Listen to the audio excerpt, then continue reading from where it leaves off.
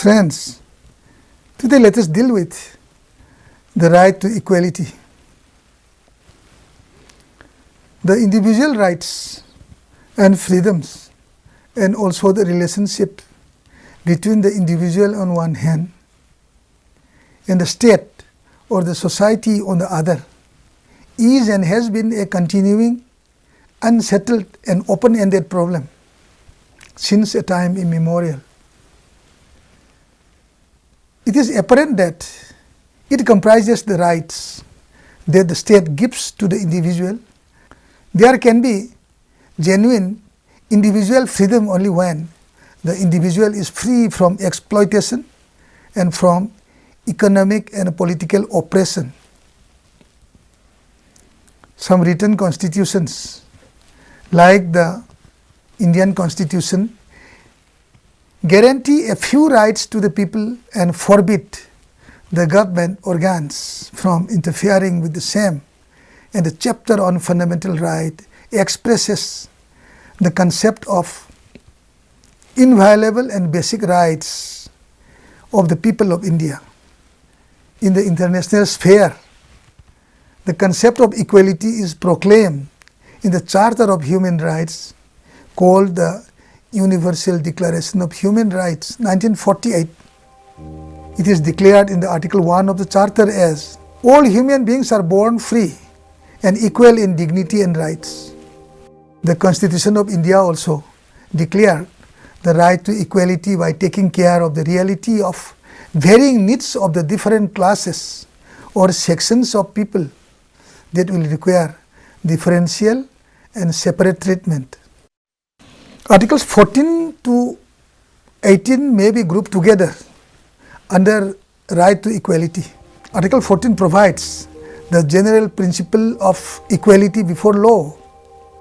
Article 15 provides no discrimination on the ground of religion, race, caste, sex and place of birth. Article 16 provides for equality of the opportunity in the matters of public appointment. Article 17 provides for the act of untouchability abolished, and Article 18 provides for abolition of the titles. The Article 14 is the most important and been subjected to judicial interpretation time and again by the judiciary. The article embodied the general principles of equality, and the articles 15 to 18 are specific aspects of equality. Articles 14 to 18 taken together enshrine the principles of equality in absence of discrimination. And among these provisions guaranteeing equality, some aspects of equality are extended to all persons, whether citizens or aliens, and some articles are guaranteed to the citizens only. Therefore, it is necessary to analyze the concept of equality as provided in the different articles under Part 3 of the Constitution.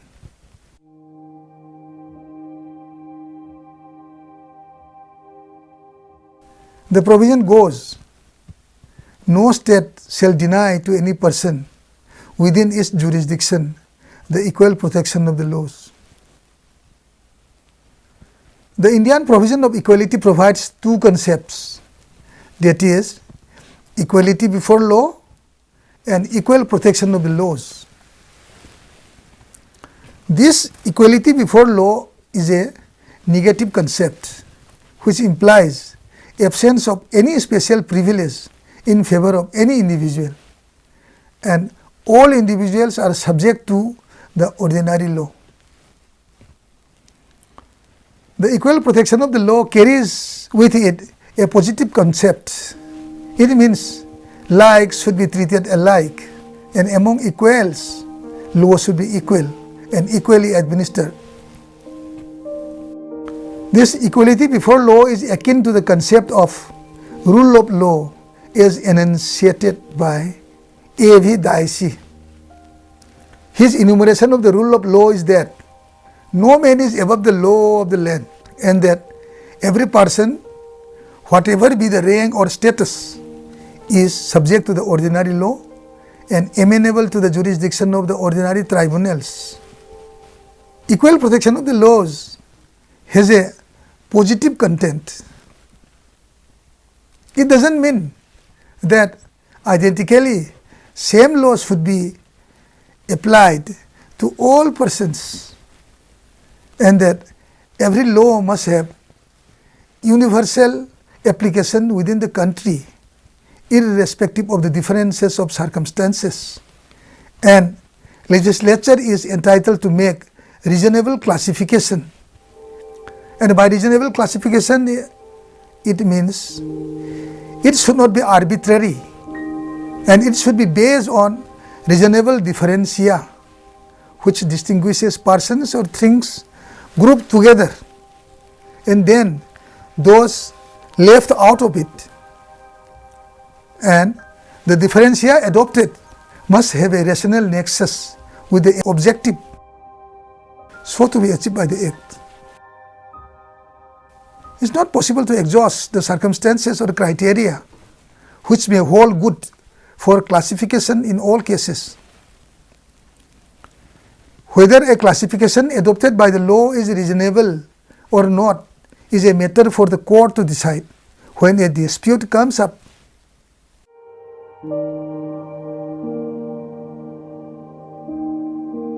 Firstly, the president or the governor of a state shall not be answerable to any court for exercise and performance of the power and duties of his office, or for any act done or purporting to be done by him in exercise of and performance of those powers and duties.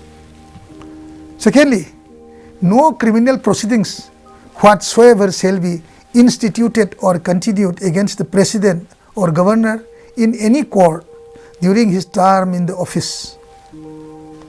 And thirdly, no civil proceeding in which relief is claimed against the president or the governor of a state shall be instituted during his term of office in any court in respect of any act done by him in his personal capacity, whether before or after he entered upon his office as president or governor, as the case may be, left at the office, stating the nature of the proceeding.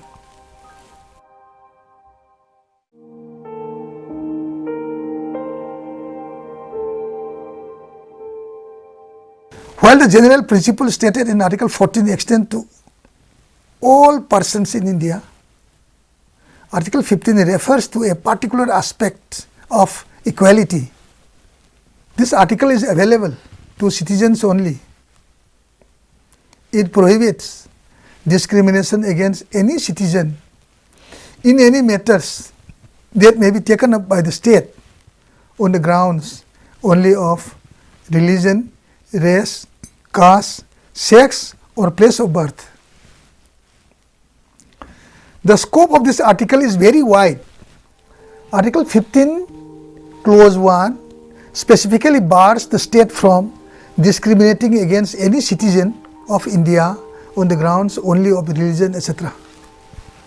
And Article 50, clause 2 prohibits subjection of a citizen to any disability, liability, restriction or condition on the grounds only of religion, race, caste, sex and place of birth.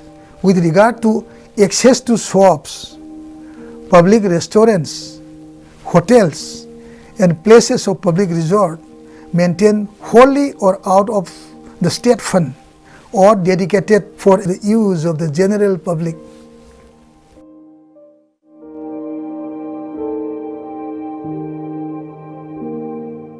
Article 15 clause 4 and 15 clause 5 constitute exceptions to the general provisions of no discrimination on the grounds only of religion, race, etc.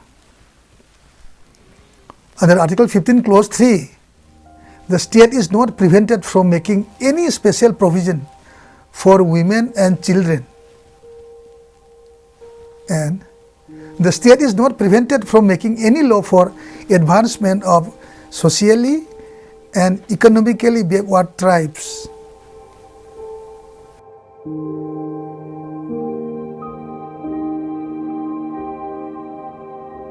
The state is also not prevented from making any law for such persons relating to their admission to educational institutions.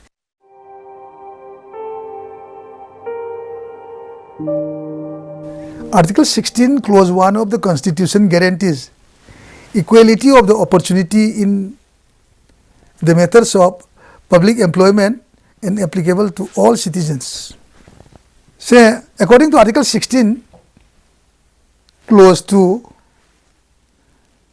no citizen would be discriminated against in the matters of public employment or office under the state on the grounds only of religion, race, caste, sex, descent, place of birth or residence.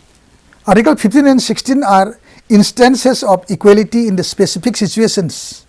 The only exceptions to the rule of equality in the matters of public employment are residence within the state may be laid down by the parliament as a condition of a particular classes of employment under any state or local authority. The state may reserve any post or appointment in favor of any backward classes of citizens who, in the opinion of the state, are not adequately represented in the services under the state. Officers concerned with a religious institution may be reserved for the members professing particular religion. The claims of the members of the scheduled castes and scheduled tribes to be taken into consideration in the matters of appointment to the services and the posts under the union or states.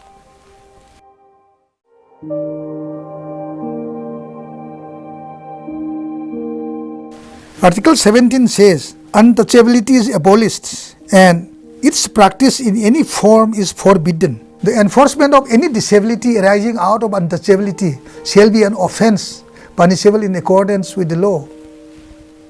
Article 35 of the Constitution authorizes the Parliament to make law to punish this offence of untouchability, and in the exercise of this power, the Parliament of India has made the Untouchability Offences Act 1955, which has been amended and renamed in 1975 as Protection of Civil Rights Act 1955.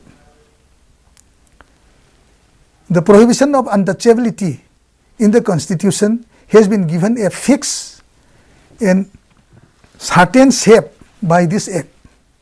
However, the Act has not defined in clear terms about the meaning of the practice of untouchables, but it is well-known practice which looks down upon certain depressed classes solely on account of their birth.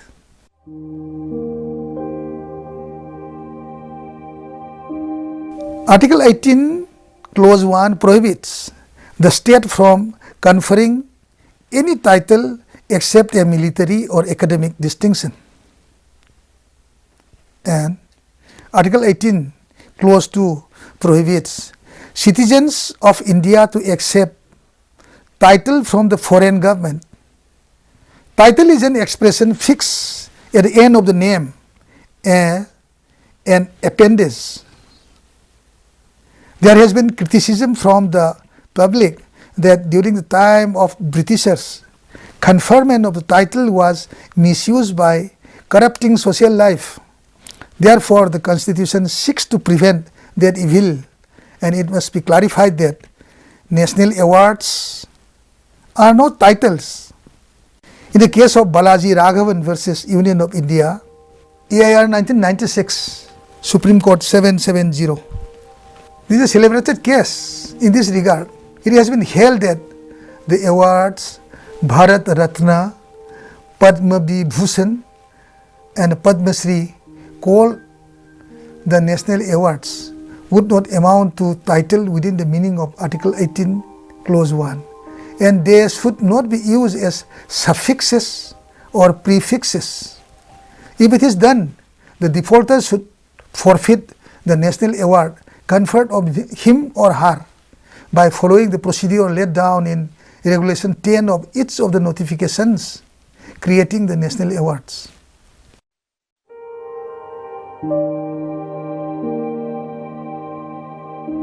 Fundamental rights are available against the state action.